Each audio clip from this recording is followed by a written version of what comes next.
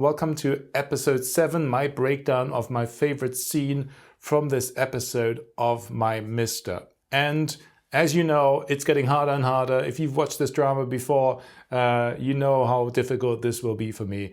And I made a video that was over 35 minutes long. It's just too long. So I thought from now on, I'm going to pick one scene and focus on that instead of 4 scenes and focus on all of them.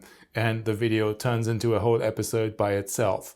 So I'm not going to show you the first meeting between Dong Hoon and Ji-An, even though that's amazing. You know, when she says, "Should I kill him for you?" That meeting, I'm not going to be talking about that. I'm not going to be talking about the amazing scene in the pub when Yura tells the guys exactly why she loves being with them, which is also really moving. I'm not going to show you that very moving scene with the grandmother who basically worries about Dong Hoon in the shop. Instead, we are going to go for the one at the end of the episode. That quite remarkable scene, which for many people is such a change again in the drama.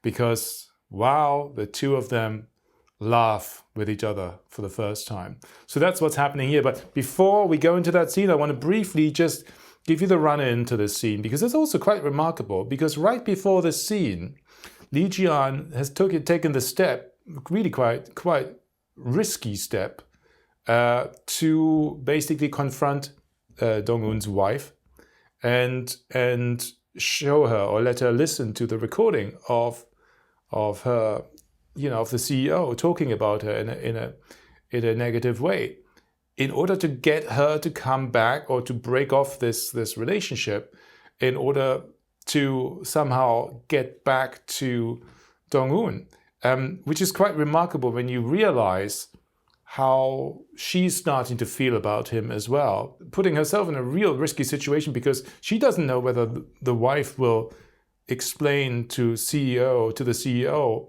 how she got this information, or whether she will say, you know, that girl that you hired, she told me this. In other words, she has thrown caution to the wind. That's probably the best phrase to use. She has thrown caution to the wind in a typical sort of 20-something-year-old way, because she just wants him to get better and she just wants him to feel better. So right after that scene, this happens.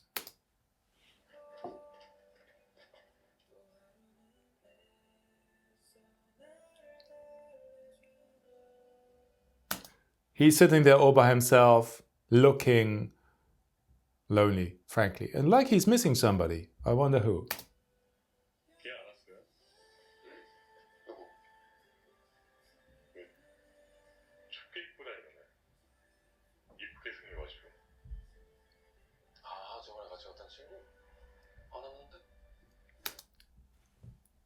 Love how they scripted this.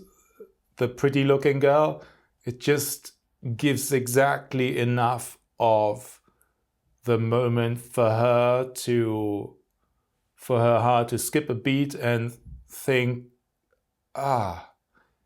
he thinks I'm pretty. Well, this is new. And just gives her that moment. And for us as the audience, this becomes now like a classic romantic scene, really, in the way that it is shot. So let's look at it.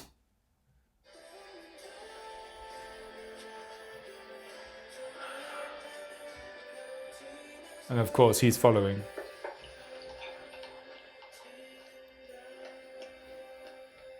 And boom, that moment when she starts running, of course, this time she's not running to save him. This time she's running because she just wants to catch him. She just wants to just sit there with him and be with him for a bit. And that's a huge step for somebody who used to walk around in their life like they're already dead.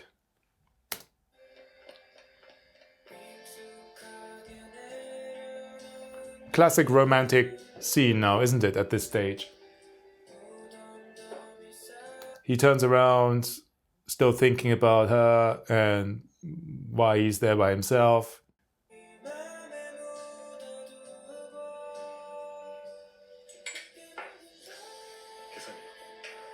Regretfully, he leaves, or he wants to leave. This shot. Love this shot, how we see them through the door, and there she is.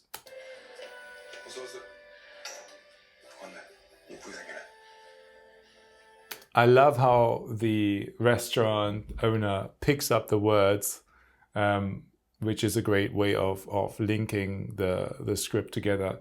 The pretty looking girl is here. I hope that's in the original as well, not just in the translation.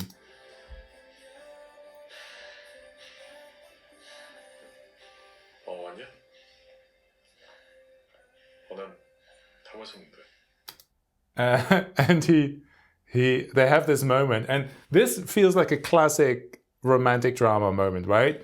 You feel like she is now. This feels like the moment when usually one of the people confesses their love or something, right? It's not that, of course, but it feels like that in the realm of this drama. And obviously, all he can say is, "Oh, it's you." And even though he's super happy to see her, but he can't get out of his shell at this stage. How they both can't get out of their shell in a weird kind of way, even though you can feel how much they wanted to be together at this stage.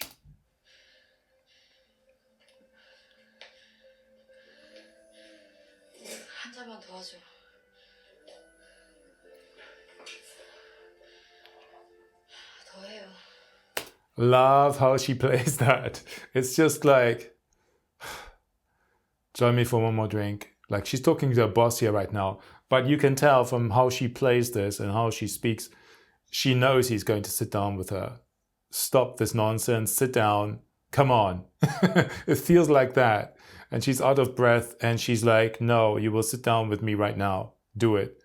And it's like, it's clear that he will, even though he's huffing and puffing. And he was acting like the right thing to say was, oh, okay, I was just leaving or whatever. Like, he doesn't really want to hang out with her. He does. It's just the dynamics are fascinating. And of course he sits down.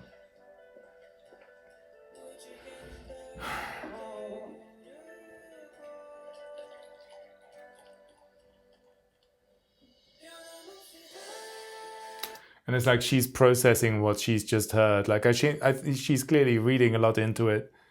And he's just trying to be his usual self. He obviously doesn't know that she's just heard him say she's a pretty girl.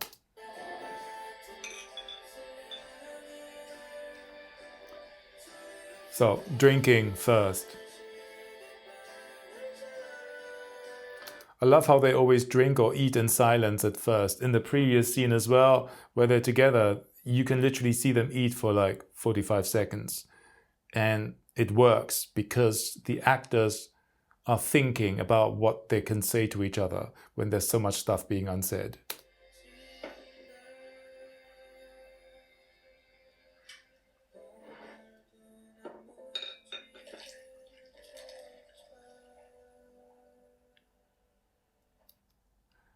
And I think this flashback is triggered by her just overhearing the pretty looking girl. And it's almost like she's now asking him the next question.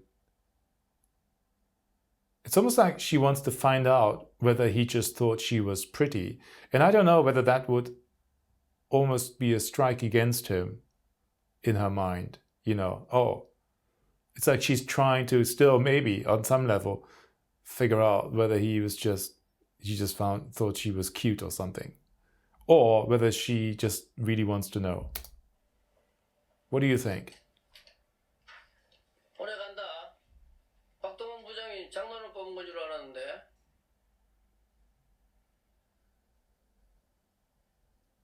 나 왜 뽑았어요? So that's what I mean. This question, where does that come from right now? Is it because she's just overheard him saying the pretty looking girl, huh? Maybe on one level she's thinking, oh, maybe he just hired me because he thinks I'm pretty. Maybe he's that kind of guy. But then of course his answer confounds her again. Or she's hoping that somehow it will turn out that he's into her. I don't know.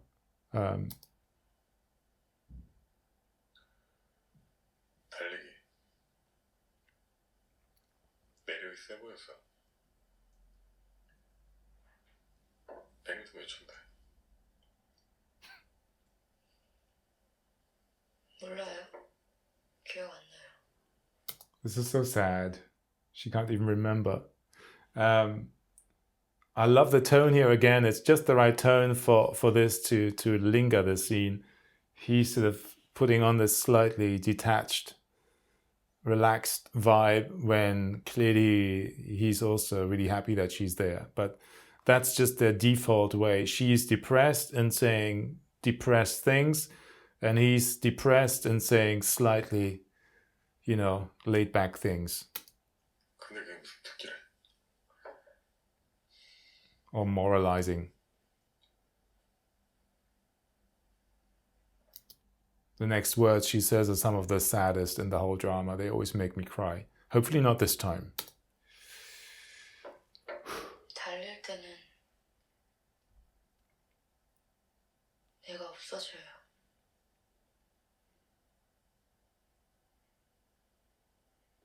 근데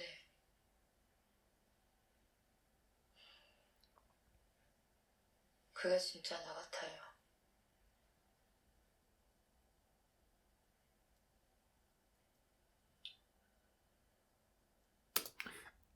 And sorry to interrupt, but it feels almost like how she talks and what she says. Sometimes it's almost like her language hasn't, or her thoughts haven't adjusted yet to the new reality that there's actually somebody in her life that she likes to hang out with, that she likes to talk to. And it almost feels like she slips into this state of depression almost out of habit. So she says such heartbreakingly sad things.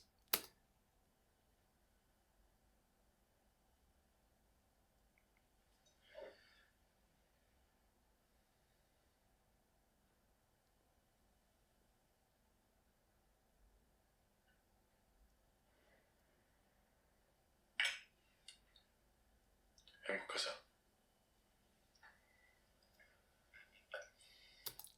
And that's why this next moment is so sweet and beautiful and moving. But just the fact that he would just say, let's be happy, and include himself in it, rather than just patronize her or something, or say, come on. No, he says it to himself as well. I believe, at least that's what the subtitles say. Correct me if I'm wrong in Korean.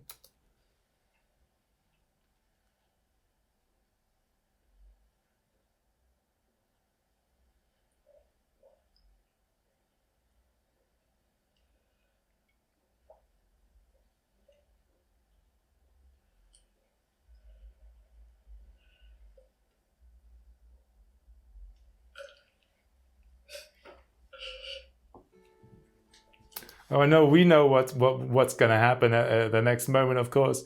But first time seeing that, do you remember the first time you saw it? Wasn't that just amazing?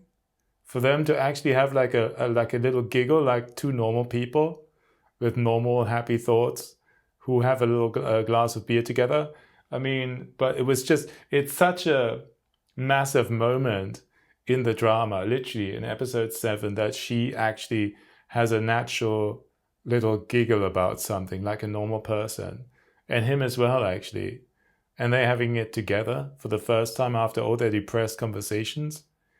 It's quite something, and it's really remarkable on many levels.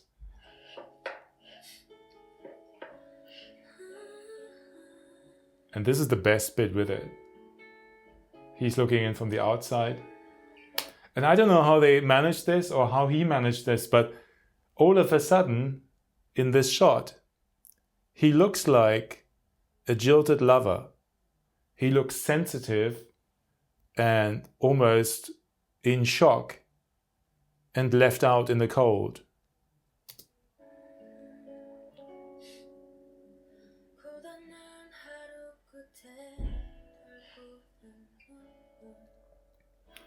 and the episode is over in the most cliffhangerish and yet small way. And this is what I love, I think, about this drama, like many people do. This small moment there felt like a giant moment. Like in any other drama, at the end of an episode, there's usually a big moment where you want to watch what's happening next time. It's usually some big explosion or something, some crazy cliffhanger. And this was the cliffhanger in episode 7. Like, oh my God, they laugh together. What's going to happen now? Is this turning into a romantic drama now? Or what's happening? What's happening with him outside? It's like the quietest cliffhanger you've ever seen. So that's why I picked this scene from this episode. I know there are many other scenes in it that were quite amazing, but it just had to be this one. So let me know what you thought of this breakdown. I hope you enjoyed it. I hope you were with me on this, and let me know what your personal favorite scene was from episode 7. And also let me know and vote maybe for the favorite scene from episode 8, because that's the next video I'm going to make. And I'm only going to pick one scene these days because it's just getting too hard. Thanks for watching. Subscribe if you're new here, and hit the notifications bell. Otherwise, thanks for being around and thanks for chatting back with me. I see you in the next one.